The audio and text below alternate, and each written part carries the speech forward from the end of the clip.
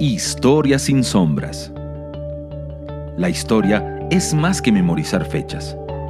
La historia es una memoria de voces vivas, listas para hablar la verdad.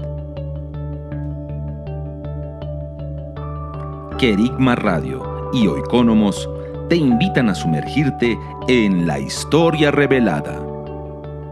Acompáñenos a remover velos en la historia sin sombras. Hola queridos amigos, siempre es una tremenda bendición poder estar conectados con ustedes aquí a través de su programa Historia sin Sombras a través de Querigma Radio.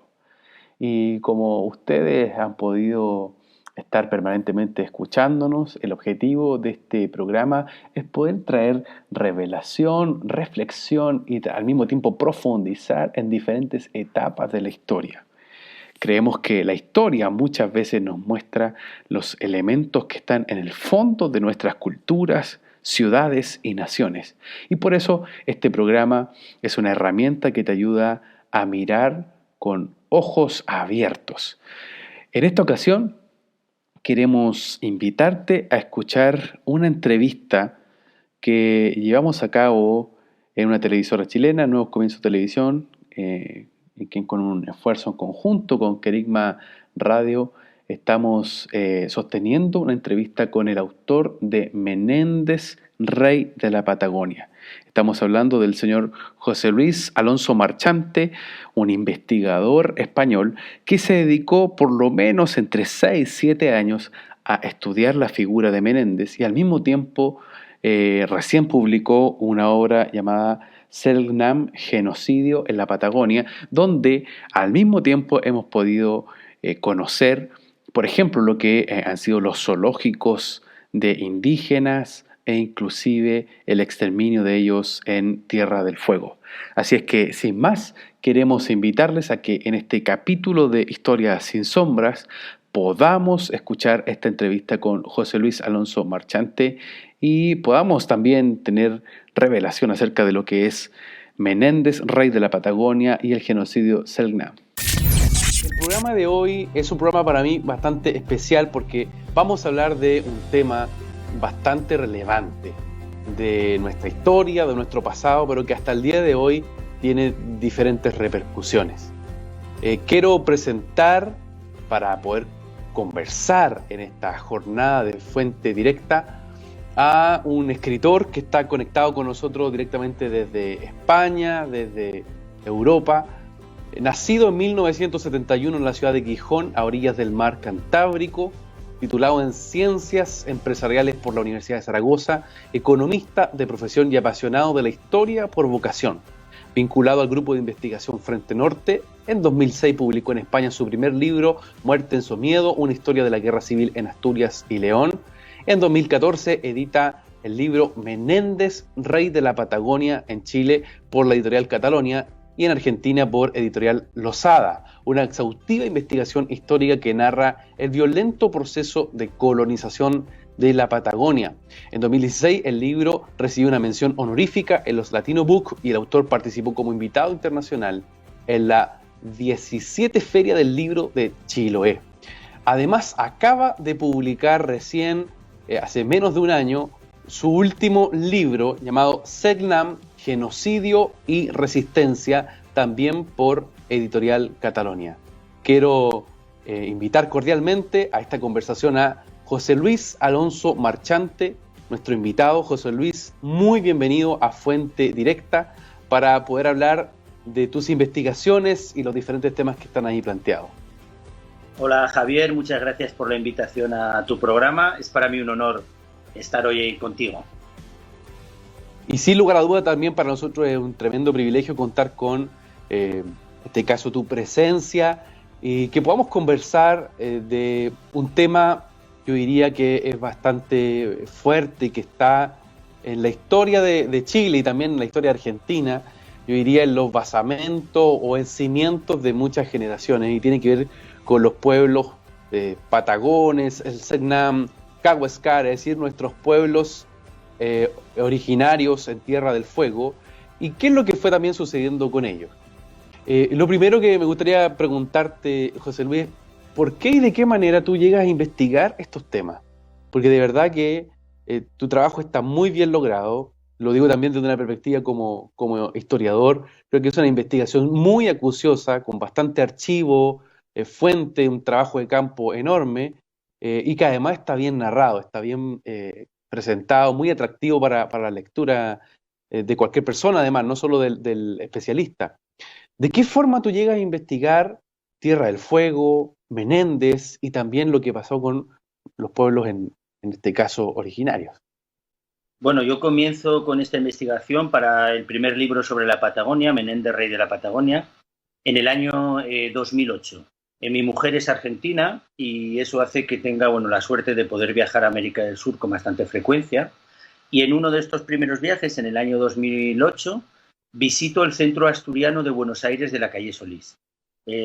Para que nos hagamos una idea, Javier, de la dimensión de la inmigración asturiana a Argentina, es el centro asturiano más grande después del Distrito Federal en México y desde de La Habana a Cuba. Y entonces allí, en ese centro asturiano, me encuentro con mi paisano José Menéndez, un busto de él, y ahí me cuentan la historia de alguien que viajó muy pobre, emigró de Europa sin ningún tipo de capital y que a su muerte era propietario de toda una flota de barcos, ¿no? Entonces empiezo a interesarme por mi paisano desde una historia de éxito empresarial, ¿no? Es decir, cómo alguien que sale sin ningún capital es capaz de construir tremenda fortuna a su muerte, ¿no?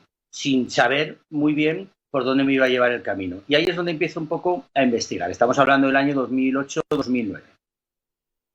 Perfecto. Y los primeros capítulos de tu libro, Menéndez, Rey de la Patagonia, se construye un relato muy interesante en donde se muestra este periodo donde hay una migración muy relevante y desde ahí quizás también profundizar en tener una caracterización de quién era Menéndez en su inicio, porque creo que es súper importante como tú lo vas planteando, o sea, de un pueblo bastante lejano, primero a América Latina, en un declive del Imperio Español, y quizás para algunos el último de los conquistadores, el último de los conquistadores hispanos que llega al extremo sur.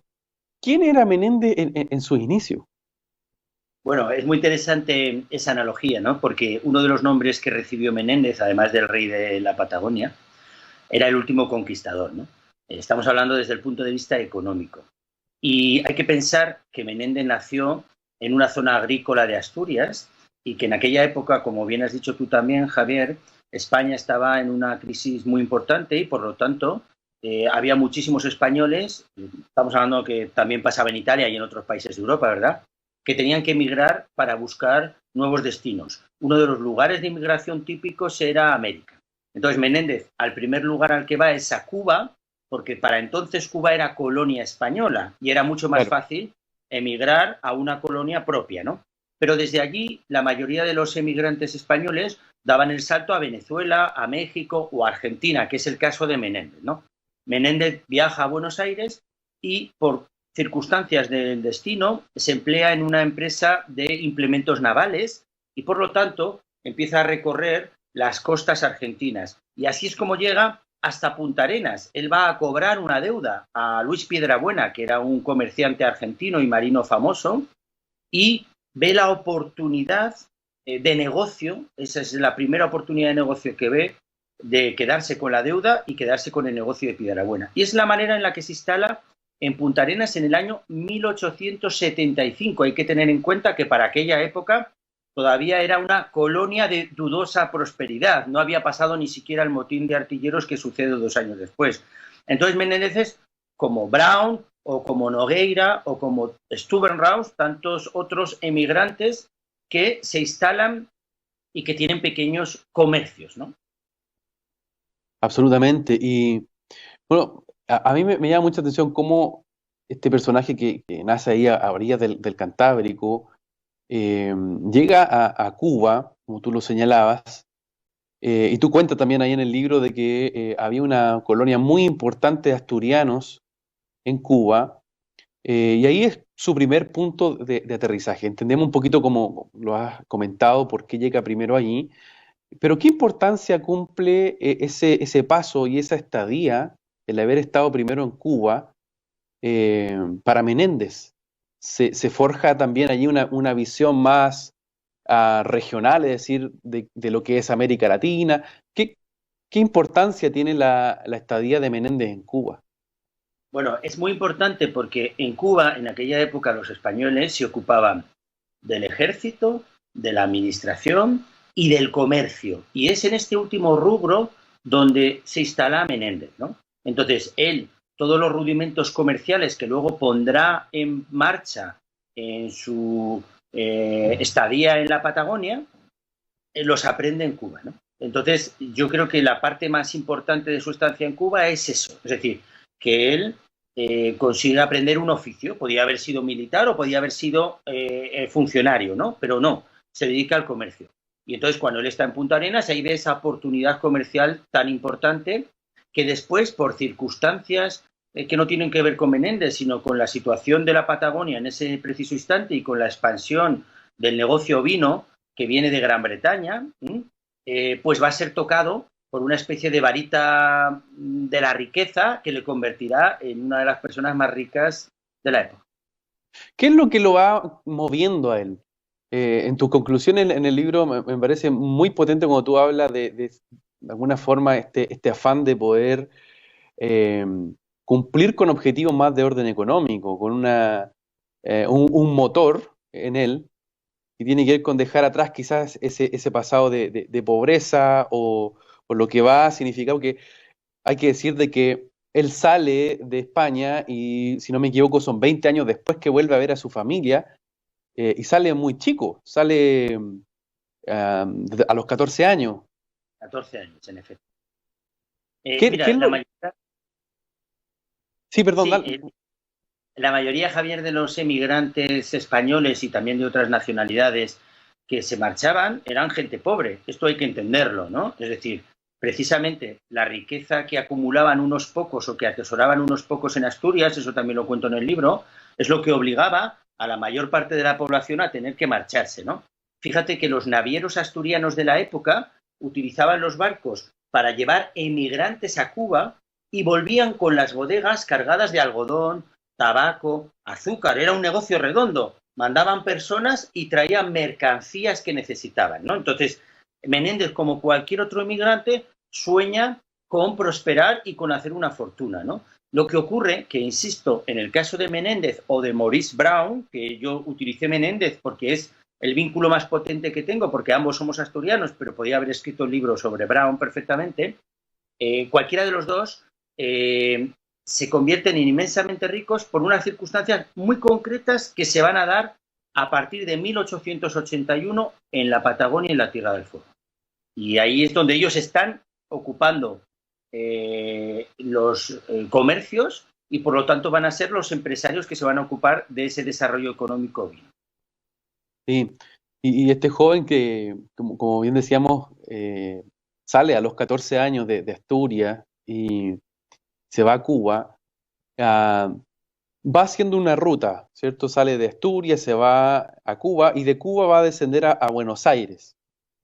Y en Buenos Aires también se provoca un episodio bastante interesante, lo que tú también narras.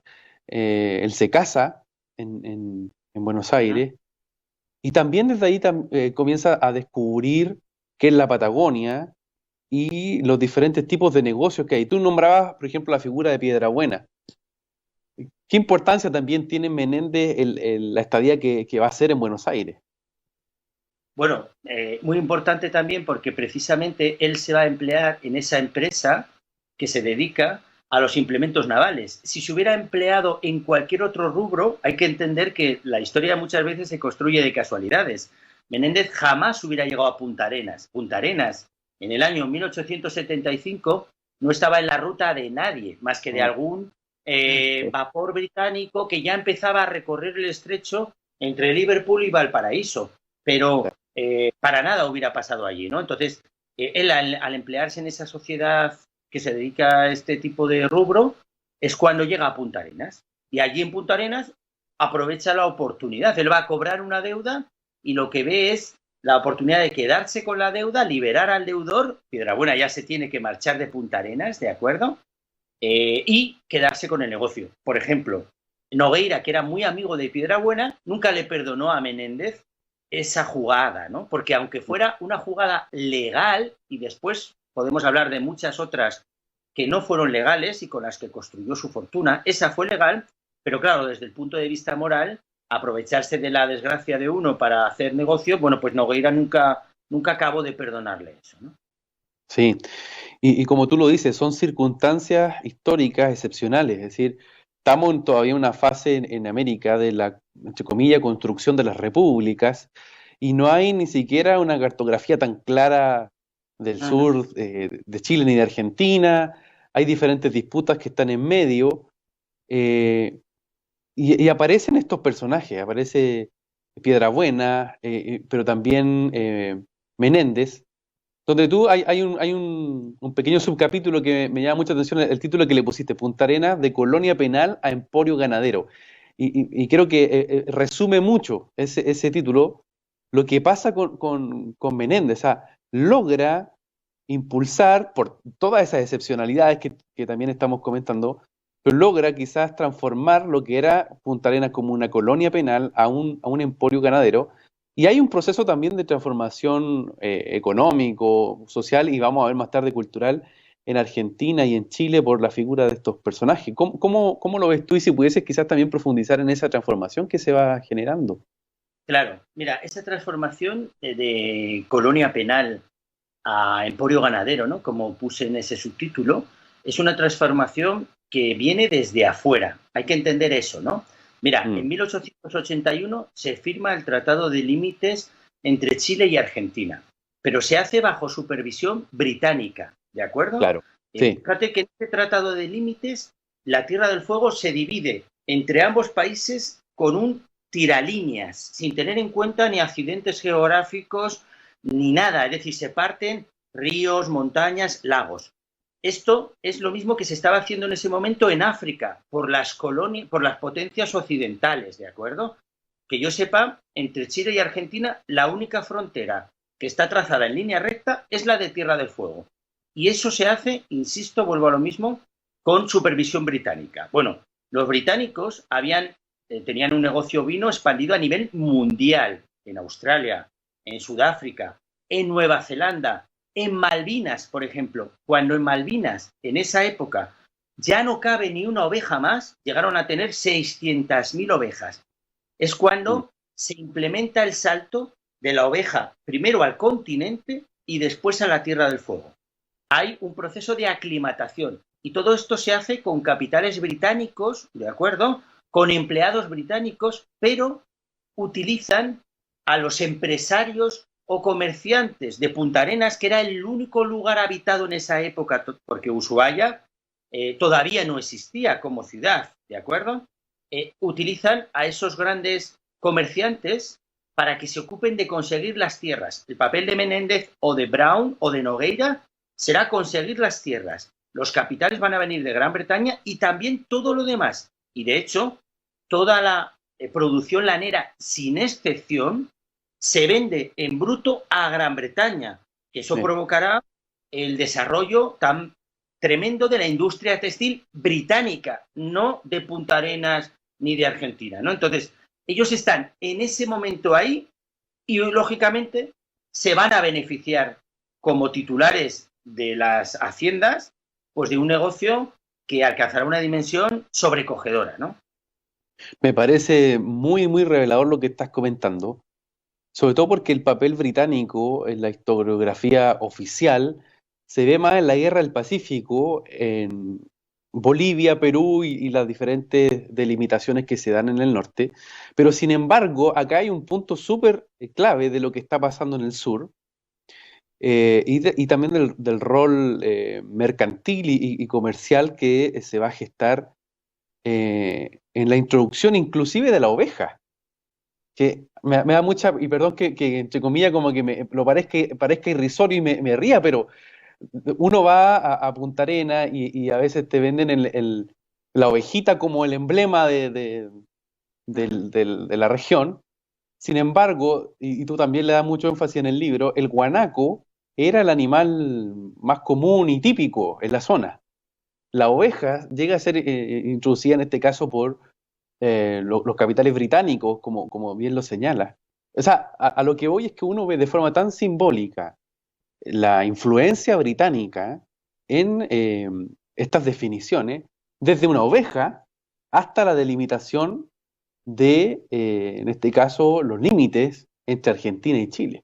Si pudiese seguir profundizando quizás también en ese papel de cómo Gran Bretaña sigue siendo, por así decirlo, tomando un rol garante en esta historia que se construye tanto con los grandes empresarios que van a estar allí en la distribución de tierras, hasta en la influencia cultural. Por ejemplo, los anglicanos. Eso es. Bueno, mira, hay que pensar que en el siglo XIX la principal potencia económica mundial era Gran Bretaña, ¿de acuerdo?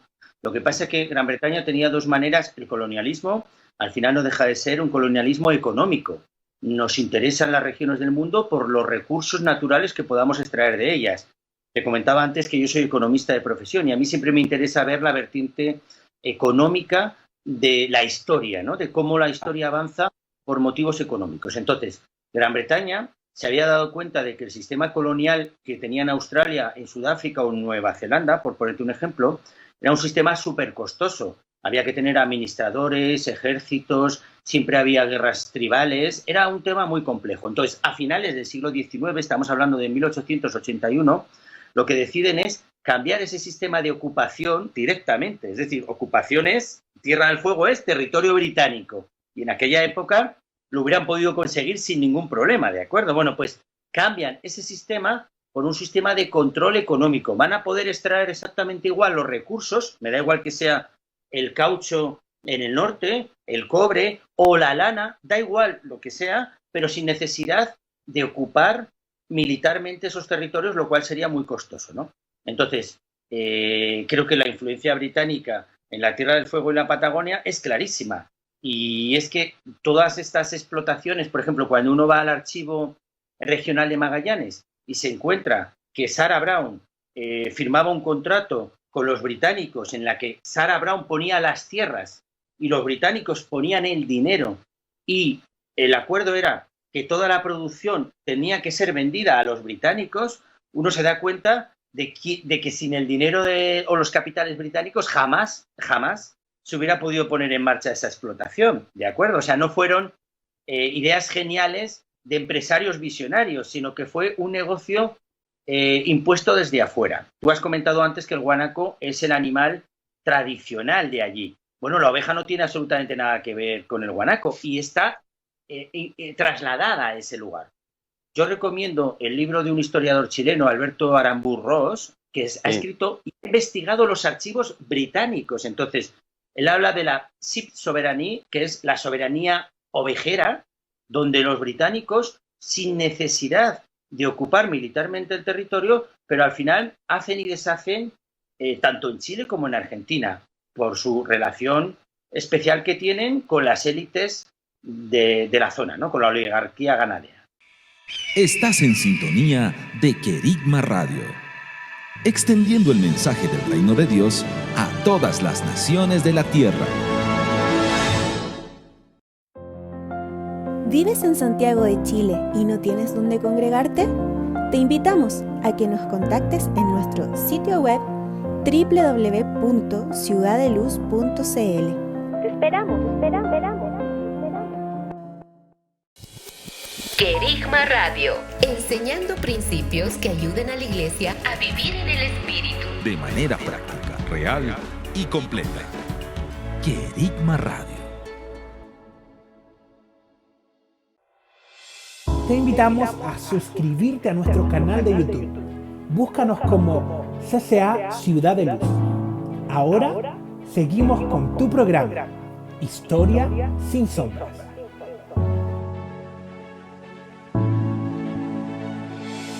Estamos con un programa, yo diría, de lujo, con un entrevistado notable, José Luis Alonso Marchante, quien ha escrito Menéndez, Rey de la Patagonia, y también su último libro, Selknam, Genocidio y Resistencia. Estoy disfrutando mucho esta entrevista, estimado José Luis, porque sin lugar a dudas tus investigaciones han sido de gran aporte, no solo para la reflexión personal, sino que también en la conciencia del país estos últimos años, la conciencia chilena.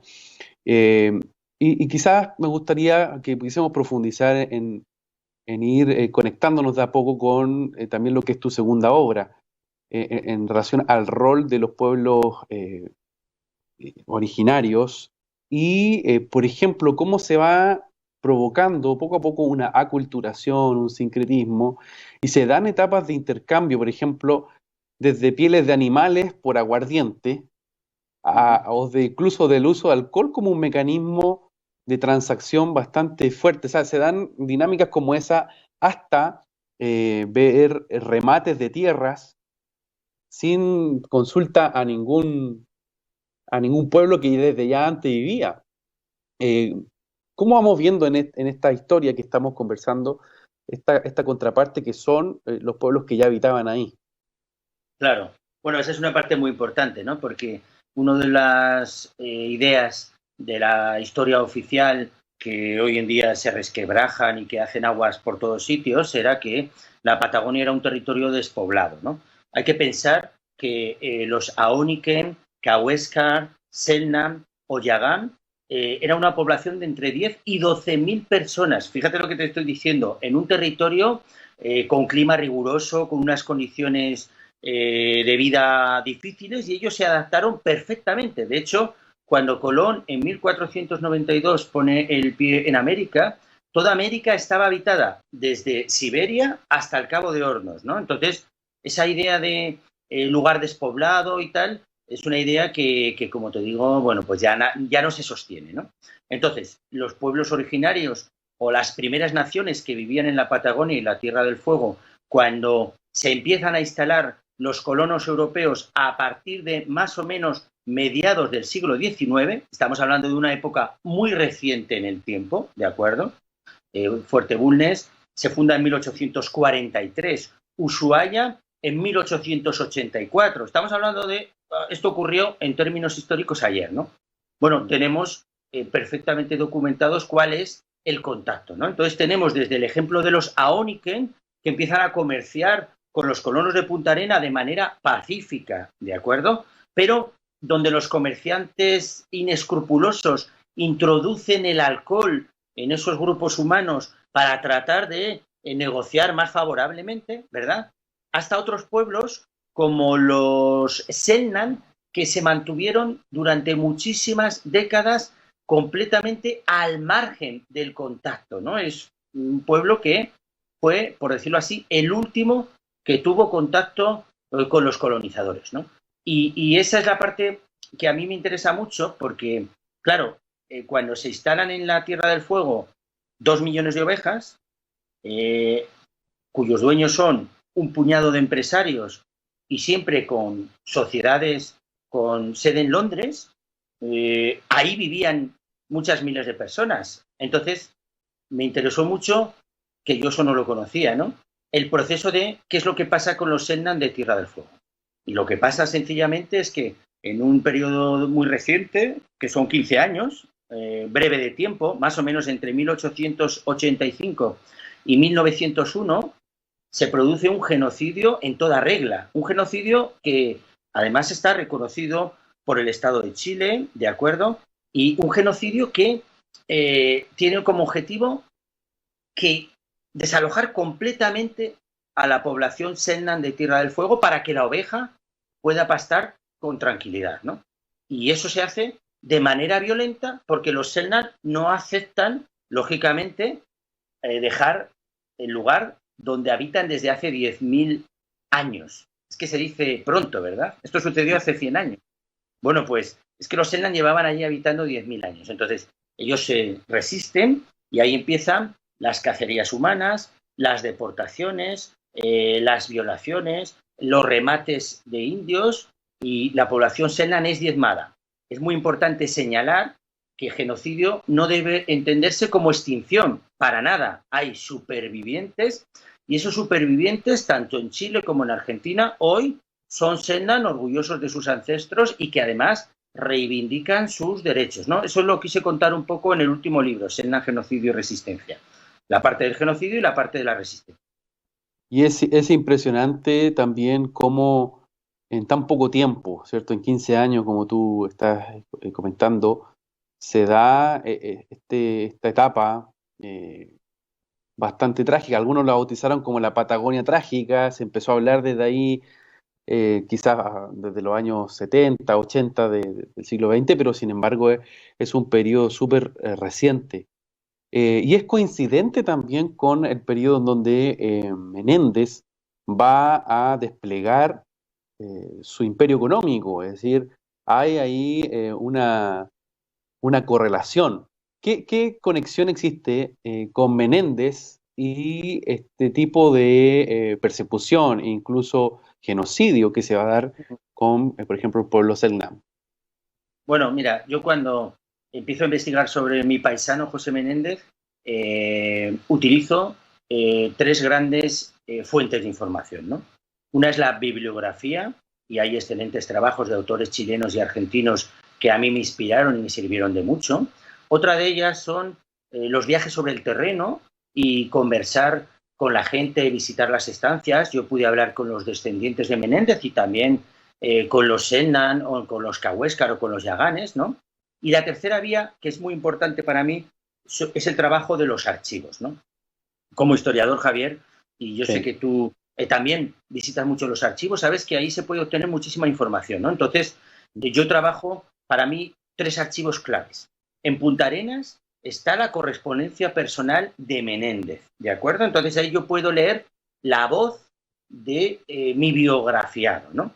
En Santiago de Chile, en el archivo del Ministerio de Relaciones Exteriores, están los informes de los gobernadores. Es muy importante porque los gobernadores tenían que informar a Santiago, los gobernadores de Punta Arenas me refiero, de todo lo que sucedía en la región. Con lo cual, ellos hablan de Menéndez y tengo también una visión suya. Y el tercer archivo, de los más importantes que yo trabajo, está en Buenos Aires y es el Archivo Central Salesiano. ¿Por qué voy a visitar el Archivo Central Salesiano? Pues porque en Tierra del Fuego las estancias de Menéndez estaban pegadas a la misión salesiana. Y entonces yo sabía que los salesianos, que también tienen sus diarios, sus escritos y sus apuntes, iban a poder hablar de Menéndez como su vecino. Y ahí me encuentro algunos documentos estremecedores. Por ejemplo, en los diarios salesianos leo: los hombres de Menéndez mataron ayer a Cauchicol y 3 indios más. Nos trajeron a las mujeres. O los empleados de Menéndez han hecho un raid contra los indios y han matado a 6 personas. Nos han traído a los niños. O sea, yo me encuentro los testimonios ahí directamente escritos por los propios salesianos. Luego hay un montón más de pruebas abrumadoras, ¿no? La simple disminución poblacional de un lugar donde vivían 3 o 4 mil personas a cientos de supervivientes, pero que de golpe y porrazo han desaparecido muchas más personas, ¿no? Indica también la violencia sufrida. Pero es que el principal administrador de Menéndez, que era Alexander McLennan, era uno de los mayores cazadores de indios reconocido por él mismo, ¿no? Tuve la oportunidad de hablar con un descendiente de McLennan que me dijo, bueno, lo de matar seres humanos, indios, no está bien, pero gracias a eso, hoy la Tierra del Fuego es un lugar muy tranquilo. Así me lo dijo el descendiente, ¿no? Se equivoca porque en Tierra del Fuego los Yaganes o los Selknam o los Cahuéscar están hoy en día con sus comunidades perfectamente constituidas, reconocidas legalmente y además exigiendo sus derechos. Pero es bastante significativo, ¿no? Como hay todas esas pruebas que apuntan a Menéndez, a Brown, como los principales instigadores del genocidio Selknam, porque necesitaban que la Tierra del Fuego estuviera completamente libre de Selknam. No podía quedar ninguno. Impresionante. De hecho, a mí me estremeció mucho cuando leí tu primer libro y hablabas de McLennan y él decía que dentro de la solución final para los indígenas era mejor meterle una bala.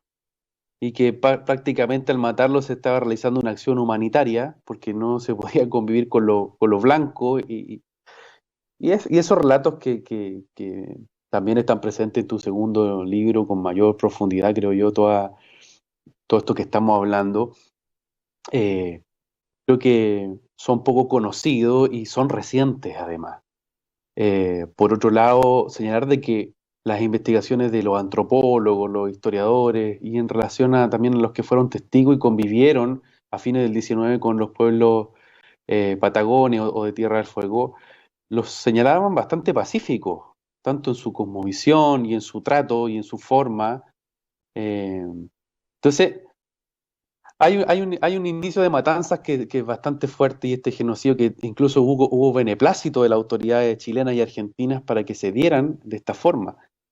Si podemos profundizar en lo que era el remate de indios, por ejemplo. ¿En qué consistía el remate de indios que en 1895, por ejemplo, fue bastante emblemático en Punta Arenas? Claro, bueno, eso fue un escándalo mayúsculo en la época. Eso es importante señalarlo, porque hay mucha gente que dice, bueno, eran otros tiempos, se veía de otra manera y tal. Y para nada. En agosto de 1895 fueron llevados a Punta Arenas 165 Selknam, la mayoría mujeres y niños, porque, insisto, los hombres se resistían y los mataban a muchos de ellos, y fueron los niños entregados como esclavos a las familias que lo pedían, ¿no? Hay que pensar que Chile había abolido la esclavitud muchísimas décadas antes, y de hecho, 1811. ese escándalo, que fue un escándalo que apareció en el Congreso de Chile, en la prensa, hubo personas que protestaron, ¿no? Entonces, bueno, fue el remate de agosto de 1895 fue un hecho fortuito, y te cuento por qué. Porque en realidad lo que se estaba haciendo en la Tierra del Fuego era deportar a los Selknam a Isla Dawson, donde estaba la misión salesiana, ¿no? Antes has dicho que McLennan decía que mejor era meterles una bala, porque es verdad que McLennan sabía que a todos los Selknam que llevaban a la misión salesiana, a la mayoría, ¿de acuerdo?, morían en poco tiempo por culpa de las epidemias que allí se propagaban ferozmente. Hay cambio de hábitos, les obligaban a ser sedentarios, les obligaban a vestirse, les obligaban a trabajar, la alimentación cambiaba radicalmente, y tanto los Kaweskar como los Selknam morían en masa. En la misión de Isla Dawson murieron el 99% de los inquilinos de la misión en solo unos años. También te digo que entre los supervivientes están hoy descendientes que forman la corporación Selknam Covadonga-Ona de Chile, ¿entiendes? De gente que sobrevivió a esa misión, ¿no? Pero lo que sucedió fue que el gobernador Señoret, que estaba enemistado con los salesianos, una de las cacerías más grandes que se había hecho, hay que pensar que unos meses antes se habían capturado a 225 personas y se habían llevado a Dawson. Pero esta cacería de agosto de 165 personas, Señoret se empeñó en no entregárselas a los salesianos, ¿de acuerdo? Y la llevó a Punta Arenas. Y ahí es donde se visibilizó todo lo que se estaba pasando con la deportación de los Selknam de Tierra del Fuego, ¿de acuerdo? Hasta ese momento el viaje era Tierra del Fuego, Dawson, y ya está. Y no todo el mundo sabía muy bien qué es lo que estaba pasando, ¿no? Y entonces, bueno, hay fotografías, hay un libro excelente que escribió un antropólogo chileno, Christian Baez, ¿de acuerdo?, donde él vuelca todas las fotografías tomadas por Siegfried Braun, que era familiar de Maurice Braun, de esos grupos humanos que están en el galpón, hacinados, vestidos con harapos, a punto de ser entregados los niños a las familias, ¿no? Bueno, fue un escándalo mayúsculo, y de hecho hubo una investigación judicial en la época, ¿de acuerdo? O sea, que eso nos permite señalar que para nada era común ese tipo de acciones. Y quizás también otro evento importante y bastante vergonzoso, por así decirlo, fue los zoológicos humanos. Tú hablas de la exposición de Génova en 1892 y la exposición colonial en Buenos Aires en 1898, en tu segundo libro, y contarles a los amigos en qué consistían estos zoológicos humanos. Bueno, eran unas muestras muy habituales a finales del siglo XIX y también durante el siglo XX durante las primeras décadas las hubo, ¿no? Y tiene que ver un poco con lo que hemos hablado antes del colonialismo europeo, ¿no? Europa necesitaba demostrar que eran superiores, y una de las maneras era traer a esos pueblos primitivos, salvajes, llámalos como quieras, ¿verdad?, a recintos creados en París, en Londres, en Berlín o en Bruselas, o incluso en Madrid, que aquí también tuvimos una exposición colonial, ¿no? Entonces, ahí el público podía contemplar, insisto, a esos seres primitivos, entre comillas, ¿no? Y bueno, los pueblos de la Patagonia y la Tierra del Fuego fueron víctimas muchísimas veces de zoológicos humanos. En concreto, yo en el último libro, Sennan, Genocidio y Resistencia, me centro en París en 1889, cuando un grupo de 11 Sennan fueron llevados justo el año que se inauguraba la Torre Eiffel, porque se cumplían los 100 años de la Revolución Francesa, ¿de acuerdo? Y fíjate, libertad, igualdad y fraternidad, pero ahí tenías a los grupos humanos. De ese grupo de 11 Sennan, 2 murieron en la travesía de ida, otros 2 murieron en París, entre ellos un niño al que enseguida les trajeron el cerebro para hacer mediciones, y los médicos de la época se sorprendieron de que tenía el mismo tamaño que el de un cerebro de un niño europeo. Fíjate de lo que estamos hablando, ¿no? Y luego todavía murió algunas personas más. Solo hubo 4 supervivientes. Hablo también del zoológico humano que hubo en Génova en 1892. Ahí se estaba conmemorando el 4º centenario del descubrimiento, vuelvo a emplear las comillas, de América, ¿no?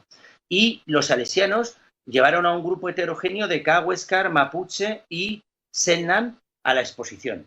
Fíjate que a pesar de que los trataron con mucho cuidado y de que no querían repetir la violencia que habían sufrido el grupo humano que estuvo en París unos años antes, murió una de las mujeres en el viaje de ida, y el bebé fue entregado a una familia en Montevideo, el bebé de esa mamá que se acababa de morir, ¿no? O sea que al final estamos hablando de que también sufrieron terriblemente, ¿no? Cuando volvieron o regresaron a América, de los 3 niños que salen en las fotografías tomadas en 1892 en Génova, los 3 murieron enseguida, afectados por las epidemias. Es decir, que eran exposiciones en las que los únicos beneficiados eran los organizadores, nunca los pueblos originarios.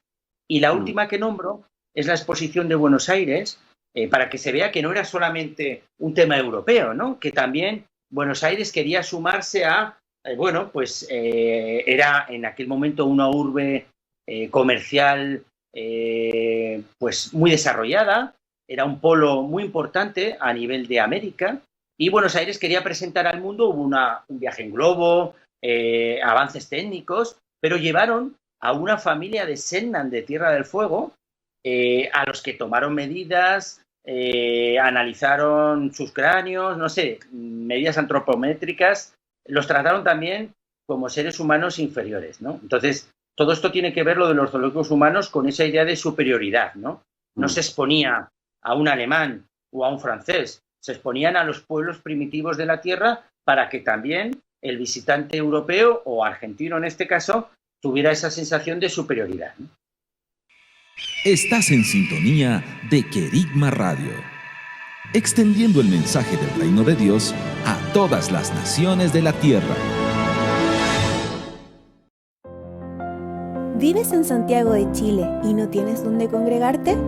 Te invitamos a que nos contactes en nuestro sitio web www.ciudadeluz.cl. Te esperamos.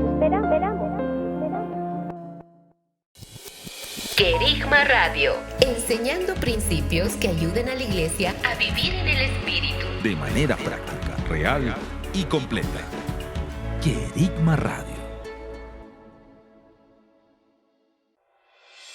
Te invitamos a suscribirte a nuestro canal de YouTube. Búscanos como CCA Ciudad de Luz. Ahora seguimos con tu programa, Historia sin Sombras.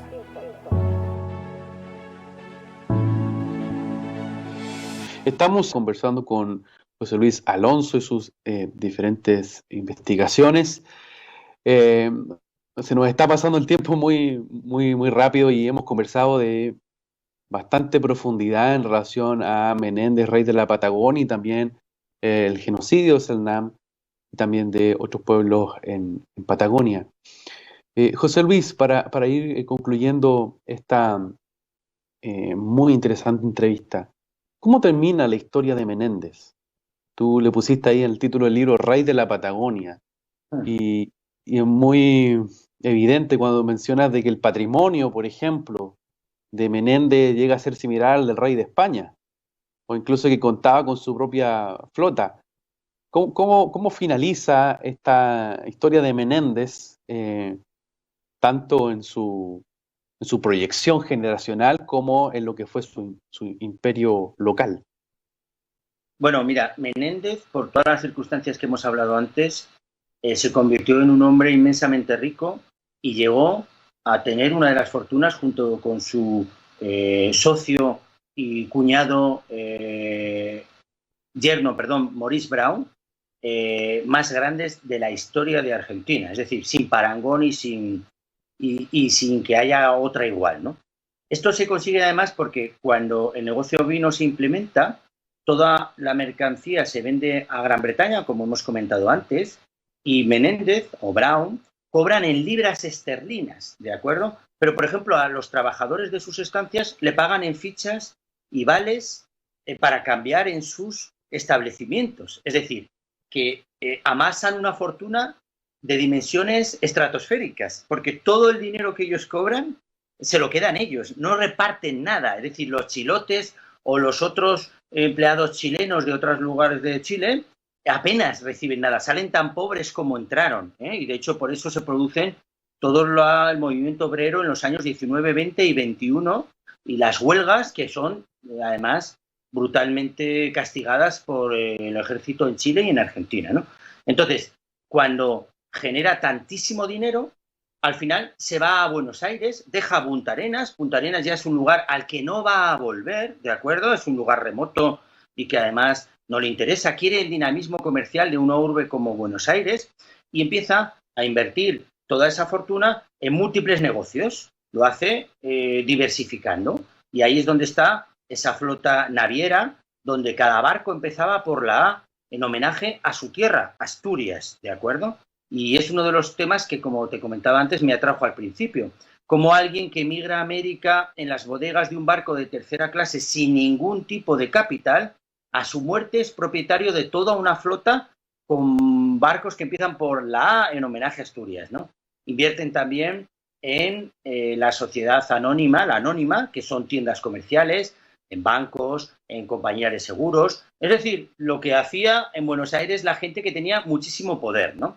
Entonces, ¿qué ocurre? Que toda esa fortuna, de todas maneras, a nivel personal, a Menéndez no le sirvió de nada, porque cuando muere su mujer, María Beetti, en el año 1908, sus hijos y sus yernos, entre los que estaba, como he comentado antes, Maurice Brown, le exigen partir la fortuna familiar. Y él, ahí reproduzco las cartas en el libro Menéndez, Rey de la Patagonia, ¿no? Él se encuentra absolutamente dolido, sorprendido de que toda esa fortuna que ha hecho él ahora sea puesta en duda o en cuestión por sus propios hijos. Hablamos de sus 5 hijos varones, las mujeres no contaban, ¿de acuerdo? Y sus 3 yernos, ¿de acuerdo? Entonces, él se niega a partir con los hijos, empieza una relación de enemistad muy fuerte, sobre todo con el primogénito varón, Alejandro Menéndez Beetti, que fíjate si fue importante, que en el cementerio de la Recoleta de Buenos Aires, que es el más importante de Argentina, ahí están todos los próceres, su tumba, su panteón, mejor dicho, está el tercero entrando por la derecha, en un lugar que no alcanzaron ni siquiera los presidentes de Argentina, un panteón para él solo, ¿no? Para que veamos la dimensión que alcanzaron también sus descendientes, ¿no? Bueno, pues, insisto, los hijos le obligan a partir la herencia. Y al final no le queda más remedio, para evitar un pleito que iba a perder porque las leyes estaban a favor de sus hijos, de tener que partir eso. Se crea una sociedad familiar donde Menéndez ya solo va a ocupar un papel, por decirlo así, testimonial, ¿de acuerdo? Un cargo honorífico, pero los negocios realmente los van a mover sus hijos y sus yernos. Y entonces es un tema realmente triste, ¿no? Como alguien que hace o que amasa una fortuna pasando por encima de todos, ¿no? De los pueblos originarios, de los jornaleros, acaparando tierras que en las leyes de la época eran ilegales, no se podía tener más de 30.000 hectáreas por persona o familia, pues cuando ha creado ese imperio descomunal, sus propios hijos se lo arrebatan, ¿no? Y bueno, pues es un tema bastante, creo que es una enseñanza, ¿no? Por supuesto, por supuesto. José Luis, muchísimas gracias por compartir esta entrevista con nosotros acá en Fuente Directa. La verdad, ha sido de bastante riqueza el poder conversar contigo usando bien el concepto en relación a la reflexión y a mostrar una faceta en la historia de Chile, de Argentina y bueno, de América del Sur que muchas veces ha sido tapada o ha tratado de ser desconocida cuando fue tan determinante y sigue trayendo repercusiones sobre nuestras regiones. Muchas gracias por compartir con nosotros esta entrevista, José Luis. Bueno, muchísimas gracias a ti, Javier. Para mí ha sido un privilegio participar en tu programa y solamente quiero añadir que el futuro de las naciones de América pasa por un papel protagonista también de los pueblos originarios. No se puede eliminar a una parte tan importante de la población, ¿no? Hoy en día en la Patagonia y en la Tierra del Fuego existen comunidades cahuesca, yaganes, por ejemplo, que se están oponiendo al avance de la industria del salmón. Acaba de reconocerse por el Congreso chileno la corporación Selnan como 11 pueblo originario de Chile, y en Argentina los Selnan tienen también un protagonismo tan importante que la delegada de pueblos originarios es una mujer Selnan ahora mismo. Ellos ya tienen sus propios libros, sus propias organizaciones, y creo que no debemos perder de vista, bueno, pues su participación en el futuro de Argentina y de Chile, por supuesto. Muchas gracias por tu invitación. Gracias a ti, José Luis. Y a ustedes, queridos amigos, quiero invitarlos a seguir reflexionando en relación a esta conversación. Es muy importante que podamos ver la historia como una voz permanente, no es algo solo que queda en el pasado. Es muy importante el pedir perdón, el restituir, el poder sanar nuestra tierra. Y nuestra tierra ha tenido muchas heridas, como lo que recién conversábamos con nuestro entrevistado. Y en ese punto de vista creo que es relevantísimo que nosotros podamos seguir siendo gente que pueda actuar en sanidad, en restitución y en perdón en medio de nuestras generaciones. Obviamente, el recomendado de esta semana, los 2 libros recomendados esta semana son el primero, Menéndez, Rey de la Patagonia, escrito por José Luis Alonso Marchante y publicado por Editorial Catalonia, y también el segundo libro, Selknam, Genocidio y Resistencia, que también es editado por Catalonia y recientemente fue lanzado al mercado. Bien, ¿qué les ha parecido este programa? Sin lugar a duda, bastante revelador y al mismo tiempo muy doloroso, creo, porque nos muestra etapas y episodios de fractura y de derramamiento de sangre, literalmente, en el sur del continente americano, y al mismo tiempo nos muestra cómo desde allí se ha generado un proceso, yo diría, el último proceso de conquista española, pero al mismo tiempo con la influencia británica, tal cual conversábamos con José Luis Alonso Marchante. Quiero invitarte a que podamos orar, que podamos presentar delante del Señor cada una de estas palabras y cada una de estas cosas que han salido a la luz a través de las investigaciones del historiador Alonso Marchante.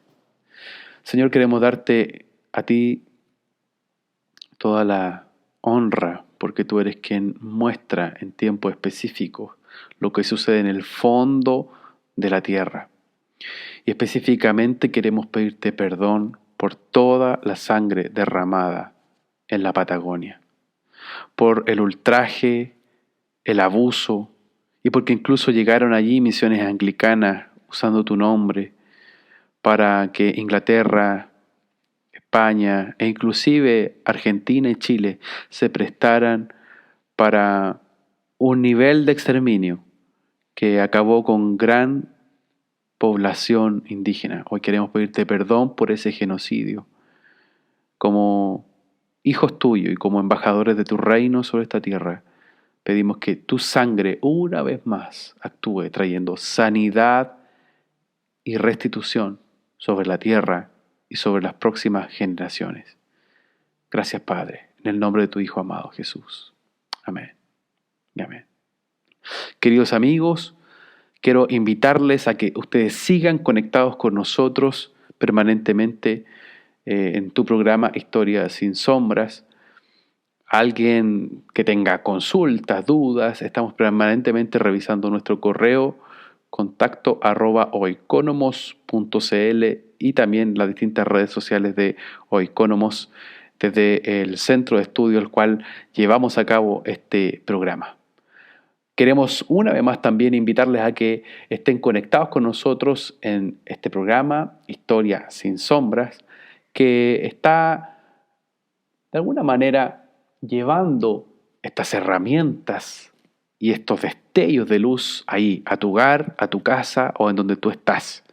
Así es que seas edificado y el Señor siga trayendo sobre ti entendimiento y comprensión de los tiempos. Nos vemos en un próximo capítulo de Historia sin Sombra por Querigma Radio. Chao, bendiciones. Hemos concluido un nuevo recorrido por la historia. Sin olvidar que la verdad nos hace libres. Nos vemos en un próximo capítulo. Fue un programa de Oikonomos, Centro de Liderazgo Público Cristiano, patrocinado por CCA Ciudad de Luz.